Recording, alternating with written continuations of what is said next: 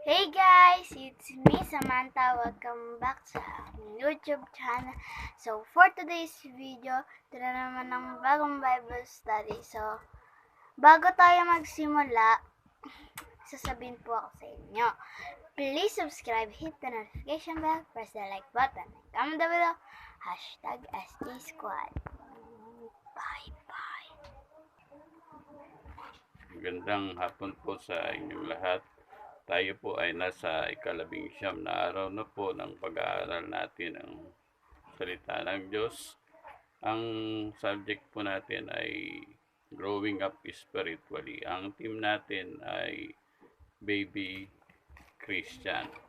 No, at ang text po natin ay 1 Peter chapter 2 verse 2. Mabasahin ko na po. Gaya ng mga sanggol na bagong panganak, ay nasain ninyo ang gatas na walang daya na ukol sa Espiritu, upang sa pamamagitan nito'y magsilago kayo sa ikaliligtas. Yun po, no? Yun po yung sabi ni Peter, gaya ng mga sanggol na bagong panganak, nasain daw po natin ang gatas upang tayo po ay magsilago sa Espiritu sa ikaliligtas. No, pansinin niyo po yung unang sinabi ni Peter. Sabi niya, gaya ng mga sanggol na bagong panganak. Pag sinabi pong gaya, may pagkakahalin tulad po yung spiritual sa physical.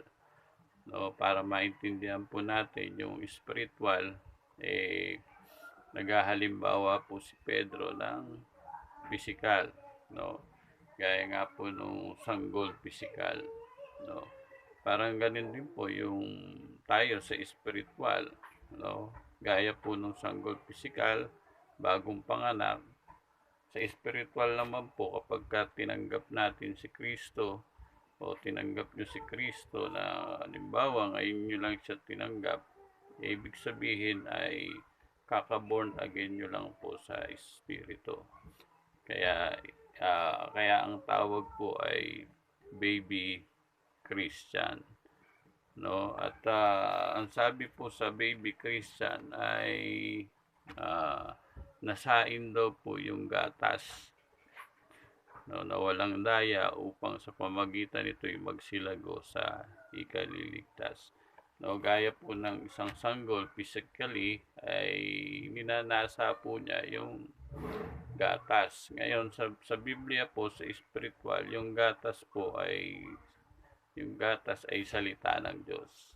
No, kaya kung kaboborn again lang ninyo sa Panginoon o kakapanampalataya lang ninyo sa Panginoon, nasain daw yung gatas na salita ng Diyos. Para sa ganon ay magsilago sa Espiritu. No? Gaya nga po nung physical na baby, pag nagutom na po yan, iiyak na yan eh. No? Iiyak na yan, iiyak kasi gutom na siya. Kaya ngayon, ibig sabihin, naghahanap na po siya ng gatas. Ganon din sa spiritual. Dapat nasain natin yung gatas. No? Yung gatas doon ay salita ng Diyos. No? Sabi ni Pedro, nasain ninyo ang gatas. Kaya kung kaboborn again nyo lang, katatanggap nyo lang kay Kristo, no, ay nasain yung gatas. No? Makinig po ng salita ng Diyos. Mag-aral ng salita ng Diyos para sa ganun daw ay lumago sa spiritual na kalagayan. No? Ano po yung gatas? Salita ng Diyos po yun. Ibig sabihin po ng gatas sa Biblia ay panimulaing aral ni Kristo. Makikita nyo yun sa Hebrews 6 verse 1 and 2 na ang mga simulaing aral ni Kristo ay yung faith, repentance, baptisms, laying on of hands, resurrection, and eternal judgment. Mababasa nyo yan sa Hebreo chapter 6 verse 1 hanggang 2. Yung baptisms pa po doon ay plural. Sa Tagalog po na mabuting balita ay mga paglilinis. O sa King James ay mga bautismo. Plural ho 'yon, no. Meron pang bautismo sa iglesia, merong bautismo sa tubig, meron pong bautismo sa Espiritu Santo. Kaya yan yung mga gatas na simulaing aral ni Kristo. Nasain nyo daw yan para magsilago. Kaya sa ngayon di po natin matatakil. Yung iba po naituro ko na po yung faith. Meron na po diyan sa lesson natin na merong formula of faith. Yung faith sa kaligtasan, no, meron na rin po. Kaya yun po yung mga marami pa po yan. Yan yung mga simulaing aral. No, hindi pa natin naituro yung repentance, hindi pa natin naituro yung bautismo sa tubig, bautismo sa iglesia, at saka yung bautismo sa Espiritu Santo. O ano ba yung subject ng pagpapatong ng kamay, tapos yung resurrection, at saka yung eternal judgment. Ngayon, sabi ni Peter, nasain daw yung gatas na salita ng Diyos. At yan po yung dapat ninyong nasain. O kaya naman, yung mga lesson po dyan sa ating mga naka-video na po dyan ay pakinggan nyo po lagi para magkaroon po kayo ng pagnanasa upang sa ganon ay lumago sa spiritual. Kaya ngayon yung gatas po na nasain, sabi, ulitin ko po, no, gaya ng mga sanggol na bagong panganak ay nasain ninyo ang gatas na walang daya na ukol sa espiritu. Yon, ang nanasain na gatas, kasi gatas salita ng Diyos, yung walang daya, no? Kasi mahirap po, baka ang mapakinggan nyo o yung mapanood nyo yung tungkol sa mga pagtuturo ng salita ng Diyos. Meron pa po kasing iba ay nandadaya.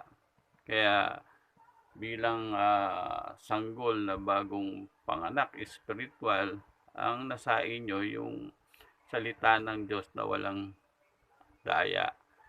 Kasi kung sanggol pa sa spiritual, pwedeng madaya. Kaya dapat wag nyo munang kainin. No? Pakinggan nyo lang muna. Ngayon, kung talagang nasa Biblia, kainin nyo. Pero kung wala sa Biblia, wag nyo kainin yung salita ng Diyos. Kasi pwede kayong malason sa spiritual na kalagayan. Ganon din sa physically sanggol. Kasi yung sanggol po, kapag kaya ay binigyan mo ng bagay, lagi niyang sinusubo, no? Bigyan mo siya ng ballpen, kakainin. Bigyan mo siya ng papel, kakainin. No? Pagka pinagapang mo sa sahig, inayaan mo, baka may madampot na bagay na matulis o karayom o blade, baka isubo, ikamamatay niya yon. Ganon din sa spiritual. Kaya dapat ang makain nyo ay yung gatas na walang daya. Ibig sabihin, salita ng Diyos na walang daya. Yun po yung ninanasa natin, yung gatas na walang daya. Parang sa pagkain din po yan, physical. No? Lahat po ng napapakinggan ninyo ay lalasahan ninyo. No? Hindi naman lahat ng kinakain nyo nilulunok nyo kaagad. No? Wala naman ganun na pagkakumain puro lunok. No? Hindi na nginunguya. Dapat ngunguyain. No, ibig sabihin, parang baka, chudakad. Ang ibig po sabihin ng meditate o yung pagbubulay ng salita ng Diyos ay chew the cud. Parang example, yung baka, pagka kumakain siya ng damo, minunguya niya. Hindi niya agad nilulunok. Kung ano yung matigas ay niluluwa niya at yung malambot ang kinakain niya. Ganon din sa spiritual. Kung kabo-born again mo lang, baby Christian ka, huwag mong kainin. Kung yung narinig mo, may daya na salita ng Diyos. Kasi pag kinain yun, malalason tayo sa spiritual. Kagaya yung, halimbawa, yung turo ko dyan sa may, yung kahapon, yung knowing the truth, no? May daya yung ibang salita ng Diyos. Pagkumparahin nyo dun sa katotohanan, yung daya ay hindi nating kinakain. Ibig sabihin ay hindi natin ina-apply. No? Kasi pagka in-apply yung daya, ikamamatay ho natin yun sa spiritual. Kailangan ang ina-apply po natin sa ating buhay ay yung katotohanan. Kasi yung salita ng Diyos, hindi yan yung pakikinggan lang. Kailangan yung katotohanan po ay ginaganap, isinagagawa.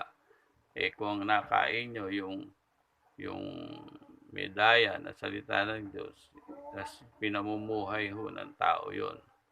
Pag pinamuhay ng tao, kamamatay niya ho yung kagaya yung dun sa subject ng knowing the truth, ina-apply nila yung panalangin nila, ganon. Tapos tumatawag sila kung kani-kanino,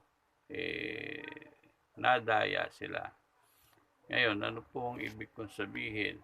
Dapat ang nasain yung salita ng Diyos ay yung walang daya. Kasi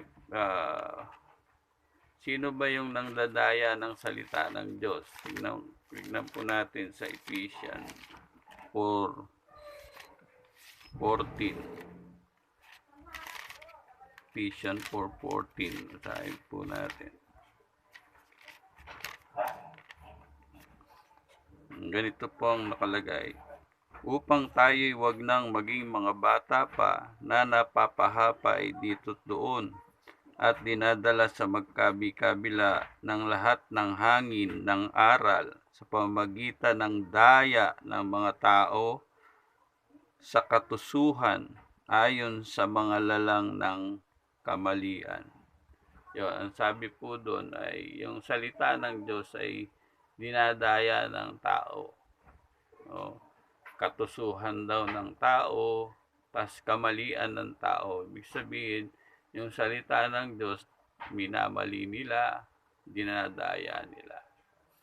Yun. Yung tanong, paano dinadaya? No, 2 Peter, tignan po natin, 2 Peter 3:16.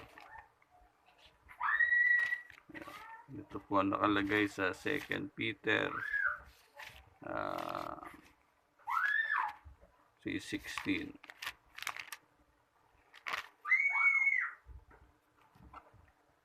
Basahin ko.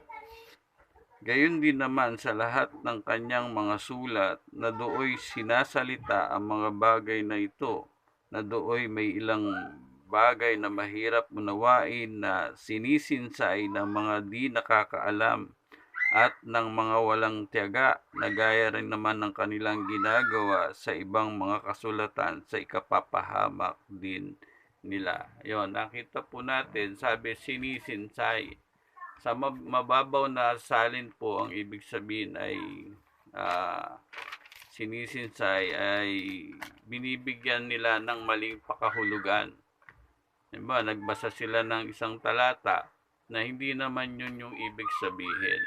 Sinasaksakan nila yung talata na hindi naman yun ang kahulugan. Kaya sabi sa Tagalog, nito nakalagay, basahin natin, 2 Peter, sa mabuting balita, mas mababaw dito basahin natin sa 2 Peter 3:16. Yung ganito. Sa lahat ng sulat niya tungkol sa paksang ito, ganito ang lagi niyang paalala. May ilang bahagi sa kanyang mga sulat na mahirap unawain at binibigyan ng maling kahulugan ng mga mangmang at magugulo ang pag-iisip. Ganyan din ang kanilang ginagawa sa ibang mga kasulatan. Yun, nabasa natin na ang ginagawa nilang pandaraya ay binibigyan nila ng maling pakahulugan. Ibig sabihin, hindi naman yun yung ibig sabihin ng talata, binibigyan nila ng maling kahulugan. Ganun po yun. Dinadaya nila, minamali. Sa ibang salita, binabaluktot, sinisinsay, tinitwist. No? Halimbawa, gaya ng ganito, bigyan ko kayo ng halimbawa. Meron akong nakausap na ibang reliyon, yung sabi niya, yung born again daw ay resurrection. No, hindi po resurrection yung born again. Yung born again ay being born in the spirit. Yung resurrection, yung katawan po ang ire-resurrect. Hindi po yung spirit. Kasi doon mo sa subject ko doon sa born again, nandyan po yun sa ating lesson. Panoorin nyo, no, pakinggan niyo, malalaman nyo kung ano ibig sabihin ng born again. May ibang reliyon na kausap ko, sabi niya, yung born again daw ay resurrection. Tignan nga natin sa Biblia kung resurrection yung born again. No, sa John 3:3, kasi ganito po yung dinadaya nila, ibig sabihin, hindi naman yun yung kahulugan, sinasaksakan nila ng ibang kahulugan. Born again, sinaksakan niya, yung born again daw, resurrection. Kasi para maintindihan natin, meron pong tamang paggamit ng Biblia para hindi madaya. Malalaman natin kung dinadaya yung Biblia. Halimbawa, hindi niya ginamitan ng paksa. Ano yung paksa? Sino yung nagsasalita? Sino yung kausap? Yun. Isa yun sa mga kinoconsider para paano gamitin ang Biblia. No? Dapat alamin natin yung paksa. Kagaya dito, for example, no? Sa John 3:3, ang paksa dito hindi resurrection. Tignan natin, no? Ang paksa dito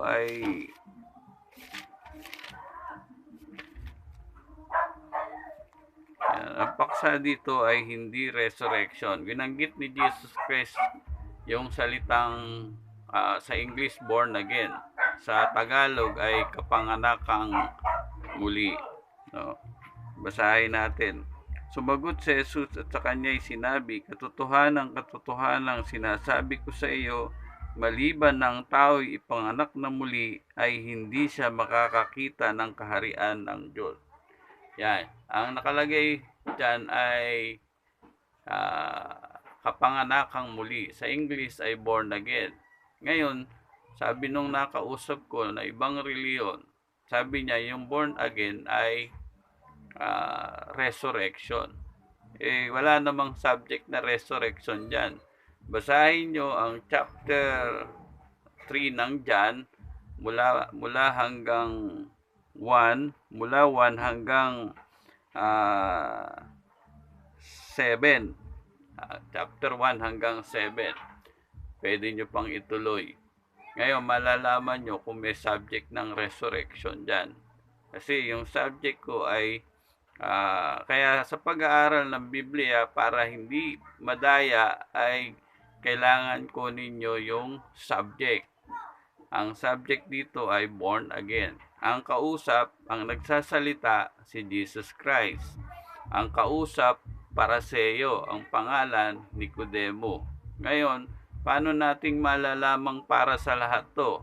Yung born again. Sabi niya, Sabi mo ni Jesus Christ, katotohanan sinasabi ko sa inyo, maliban ng tao'y, kaya panglahatan po ito. Ibig sabihin, yung pagiging born again ay sa espiritu ay panglahatan, pang-universal. Hindi ito sa kanila lang, hindi ito doon sa kausap ni Jesus Christ na pareseyo lang. Kasi tao tayo eh. Sabi ni Jesus Christ, katotohanan, dalawang beses. No, kailangan ang tao'y ipanganak na muli. Ngayon, ituloy nyo lang yung basa. Kasi ang ginagawa nga ng iba, gaya dinadaya sabi ni Pedro, dinadaya. Paano dinadaya? Kukuha ng isang talata, sinasaksakan nila nang hindi naman yun ang ibig sabihin. Kaya sabi ni Pablo, ang tawag doon sa Ephesians 4:14 ay wind of doctrine. Wind of doctrine. Hindi po wrong doctrine. Wind of doctrine. Ang wind of doctrine, hindi nyo po makikitang mali. Hindi katulad na wrong doctrine, kita nyo kaagad yung maling turo. Yung yung wind of doctrine, hangin ng aral sa Tagalog, hindi ninyo makikita kagad na mali yung aral. Kasi dinaya nga. Paano dinaya? Binigyan niya ng kahulugan na hindi naman yun ang ibig sabihin. No? Kumuha sila ng talata, sinaksakan niya ng gusto niyang sabihin. Yung ibang reliyon, ginagawa yun para lumapat to yun sa kanilang doktrina. Ano yung doktrina? Aral. Turo. No? Kagaya sabi niya, yung born again daw, resurrection daw yon. Hindi resurrection yung born again. Kasi pagka tinuloy niyo yung basa, ay yung tinanong nung Pariseo, paano maipapanganak kung matanda na? Ibig sabihin, physical yung sinasabi niya. Tapos tinagot siya ni Jesus Christ, pag tinuloy nyo, sabi niya, ang pinanganak sa laman ay laman. Ano man, laman. Ang pinanganak sa espiritu ay espiritu. Sa makatwid, yung born again, ang ipinapanganak espiritu, hindi katawan. Sa makatwid, sa subject ng resurrection, ang bubuhaying maguli ay hindi po yung espiritu. Ang bubuhaying maguli ay yung katawan. Yung subject na resurrection ay nasa 1 Corinthians 15. Basahin nyo yun. Mababasa nyo yun. Ang subject ng 1 Corinthians 15 ay resurrection. At yun yung papalitan yung ating katawan. Kaya yung espiritu ng tao, hindi yun na nare-resurrect.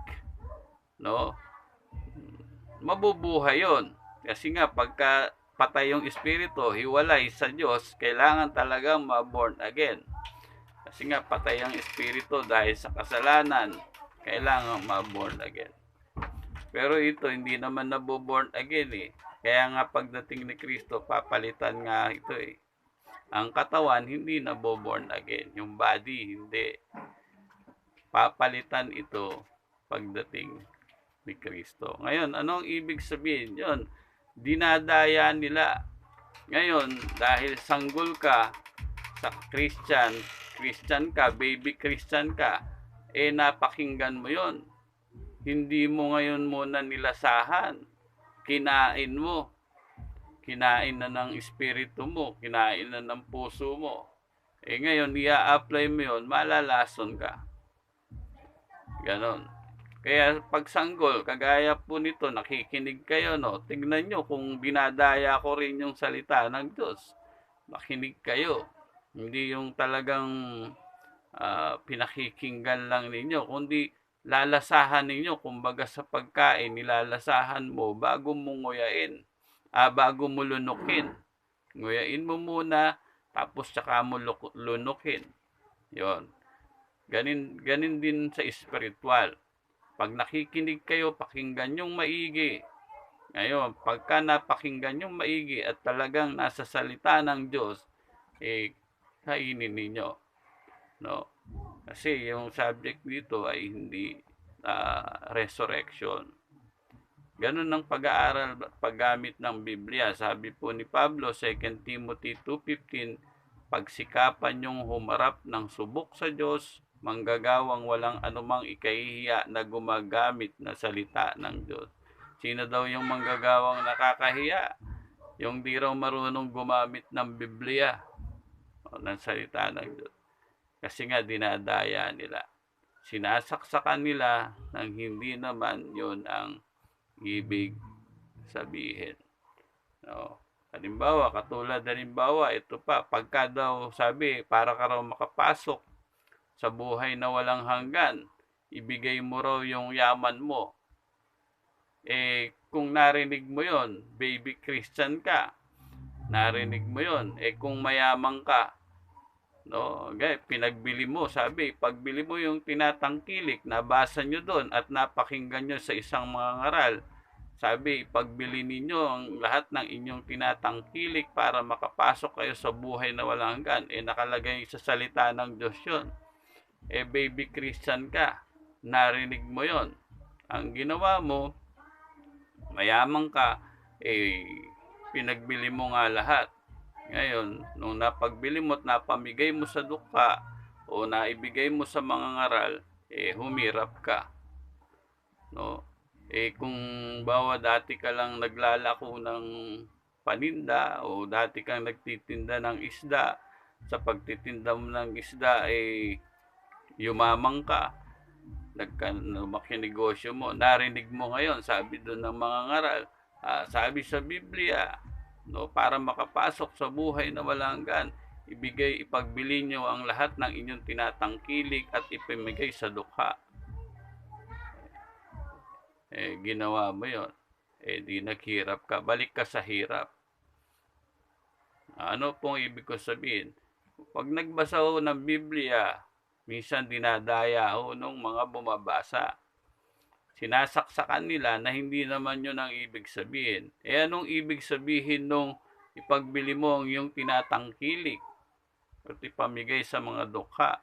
Pag tinuloy niyo yung basa nun, ay ibig sabihin, pag ang yaman nang nakakahadlang sa paglilingkod mo sa Diyos o nauuna mo na sa spiritual na buhay mo, may gawin ka na. Pero hindi sinasabi doon na ipagbili mo lahat ng tinatanggilik mo at ipamigay mo sa dukha. Hindi yung ganon. Yun, mga example ho ng daya. Dinadaya nila. Kaya sabi ni Pedro, gaya ng mga sanggol na bagong panganak, nasain ninyo ang gatas na walang daya. Dapat po ang kakainin ho natin ay yung gatas na walang daya. Yung talagang hindi nila binabaluktot. Kasi ang paggamit nito, kailangan ay itataas nyo yung basa. Kagaya nun, you must be born again, sabi ni Jesus Christ. Para maintindihan nyo, ibaba nyo lang yung basa o kaya itaas nyo. Ibig sabihin, nasa kabuuan ng chapter o kaya nasa kabuuan ng Biblia. Hindi pwedeng isang talata lang. Kasi pagka isang talata lang, sasaksakan nila ng hindi nila, kasi meron kayong mababasa dyan, kumain ng pulot. Nabasa nyo, di kumain ka ng pulot. O, nung kumain ka, nagka-diabetes ka. Kasi kumain ka ng pulot. Pagka binasa nyo ng tuloy-tuloy, may mababasa kayo dyan, kumain kayo ng pulot ng kaunti. Ano ibig ko sabihin? Huwag nyong sasaksakan. Kasi ganun yung ginagawa ng ibang mga reliyon. No? Sinasaksakan nila yung talata na hindi naman yun yung ibig sabihin. Kagaya nga nung na-encounter ko. Sabi niya, yung born again daw ay resurrection. Wala naman akong makita resurrection dito sa John chapter 3. Ang resurrection ay nasa chapter po ng 1 Corinthians 15. Basahin niyo po yung buong chapter na yon, nandun yung resurrection. Ngayon, ano sabi? Ganun po, malalasong kayo Kagaya ng sanggol. I-apply sa buhay yan Pag in-apply sa buhay yan, nalaso ng inyong espiritu. Kaya hindi ibig sabihin pagka nakarinig kayo ng salita ng Diyos, totoo na. Kailangan tignan nyo kung nandun sa salita ng Diyos sa Biblia. Kasi merong dumadaya. No? Merong dumadaya. Yun ang tawag doon ay wind of doctrine. Hangin ng aral.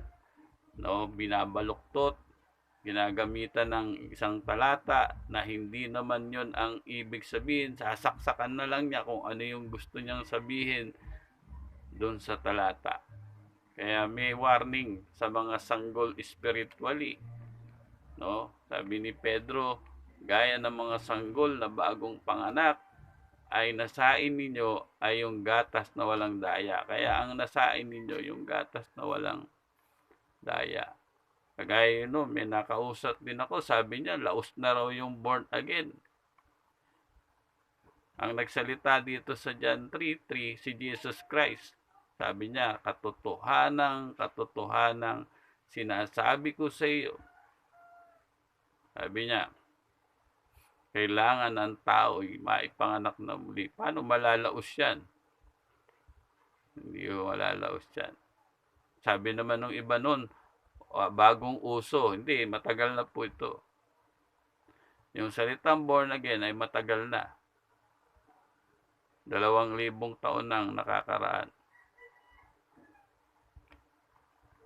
Sabi ni Kristo, katotohanan sinasabi ko sa iyo, kailangan kayong maipanganak na muli. Ngayon, ano po ang ibig ko sabihin? Ang nasain ninyo yung gatas na walang daya. No, bakit daw po? No, yun, no. Nasain ninyo yung gatas na walang daya. Kaya ini-encourage ko kayo makinig na makinig. Tignan ninyo kung nilalason ba kayo, no? Kaya kahit ako po yung nagtuturo, pakinggan nyo maigi para tignan nyo kung baka mamaya nadadaya ko kayo.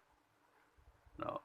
Pakinggan nyo maigi kung yung tinuturo ng isang mangangaral ay nasa Biblia. Kasi nga, delikado. Pagka nakain nyo yun, in-apply nyo sa buhay, yung espiritu, yung kaluluwa, mapapahamak. No? Sana kung negosyo lang sana, nalulugi ka. No, nagninegosyo ka ng plastic, nalugi. Kahit malugi ka, plastic lang yun. Yung kaluluwa, pag nadaya, nakain niya na yung maling turo, in-apply niya sa buhay, mahirap. Mapupunta siya sa impyerno, hindi na mababawi yung kaluluwa. Kaya, wag po tayong padaya. Huwag kayong padaya. No? Bakit kailangan nasain ang salita ng Diyos? Sabi ni Pedro, upang magsilago. Yun, kasi baby Christian parang sanggol, kagaya ng sanggol. Kasi yung sanggol, talagang baby siya. Ibig sabihin, wala siyang alam. Wala siyang alam gawin. Hindi niya alam maligo mag-isa. Hindi niya alam kumain mag-isa. Hindi niya kayang magdamit na mag-isa. Sa madalit salita, wala siyang alam. Kaya gano'n. Kaya pinananasa yung salita ng Diyos na walang daya para magkaroon kayo ng kaalaman sa spiritual. At pag nagkaroon kayo ng kaalaman sa spiritual, lalago kayo spiritually. No?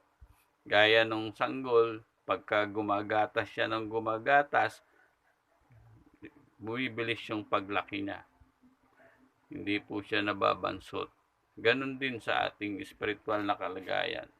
Pag ninasa nyo na yung salita ng Diyos na walang daya, mapapansin nyo, lumalago na kayo spiritually sa inyong buhay. Andun na yung paglaki. Alam nyo na yung inyong gagawin spiritually. No, hindi yung katulad nung sanggol. Siyempre, ang gagawin yung sanggol gagatas lang. Pero bago siya makagatas, ititimpla pa yan ng nanay niya. Hindi siya ang nagtimpla. Talagang gatas lang. Ang talagang kaya niya lang gawin, gumatas. Yun. Kaya kung sa spiritual, ilalagay natin, maging ganun tayo spiritually. Nasain ninyo yung gatas para mabilis yung paglago, yung paglaki. Kasi pag lumago na, meron kasing mga ugali ang bata. No? Ngayon, pag malago na spiritually, hindi na kayo madaling ma-open, kaya kailangan lumago. Masaktan, kasi alam nyo naman ang bata, alam nyo yung sanggol, no? Madaling umiyak, madaling mapikon, madaling mairita. Pag malago na tayo spiritually, kaya kapag nasain yung gatas, yan, dumadating sa paglago na hindi na kayo madaling masaktan, hindi na kayo madaling ma-open, dahil naririnig nyo na yung salita ng Diyos. Kasi kapag malago ka na, alam mo na yung salita ng Diyos, naipapamuhay mo na, hindi ka na madaling ma-open kung may mga taong nagsasalita ng hindi maganda sa'yo. Kasi yun yung layunin, no, ng salita ng Diyos para tayo lumago spiritually. At kapag pinamuhay natin yun, sabi niya, ikaliligtas natin. Ikaliligtas. Pag alam na natin yung kung ano yung mga nakain natin sa spiritual na buhay natin, patungo na yon sa ikaliligtas ng ating kaluluwa. Kasi alam mo na yung gagawin. Papamuhay mo na lang. Gaganapin mo na lang.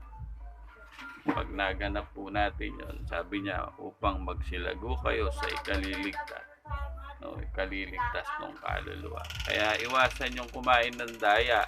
Kasi may nandadayaw ng salita ng Diyos. Sabi nila, pagka raw na born again ka, yung kaluluwa din daw, ligtas na. Daya ho yun. Hindi pa ho ligtas ang kaluluwa. Pinalalago ang espiritu sa salita ng Diyos para pag malago na ang salita ng Diyos, yung kaluluwa ay susunod sa gusto ng kanyang espiritu at maliligtas ang kaluluwa. Kasi ang kaluluwa ay mind, will, and emotion. Ang mind, soul po yan. Mind, will, and emotion. At ang kaluluwa, sabi sa Bible, ay hindi pa ligtas. Ililigtas pa lang. Kaya ingatan nyo yung kayong mga sanggol. Kasi kung ligtas na yung kaluluwa, ba't ka pa pinananasa ng salita ng Diyos? Ligtas na pala yung kaluluwa. Kasi yung born again, naniniwala po ako na instant yan. Ang hindi instant, yung paglaki, yung paglago, parang physical. Yung sanggol, pinanganak, hindi naman siya malaki agad. Sa spiritual, ganun din. Na born again ka kay Kristo, hindi ka naman kaagad malago spiritual o malaki na spiritual. Kailangan mong kumain ng salita ng Diyos para ka lumago spiritual. Ngayon, kung ligtas na rin pala, sabi nung ibang reliyon, ligtas na raw yung kaluluwa pagka na born again. Kung ligtas na pala yung kaluluwa mo pagka na born again, di wag ka na makinig ng salita ng Diyos. Huwag ka na mag-aral. Kasi ligtas na pala pareho No, kaya ano pong ibig kong sabihin? Pakainin po natin ng pakainin yung ating spiritual, yung ating espiritu na na-born again. Pag nakakain na yan ng salita ng Diyos, nakarinig na yan, lalaki yan. At pagka lumaki na yung ating spiritual, ay ipapasakop na natin yung ating kaluluwa sa gusto ng ating puso.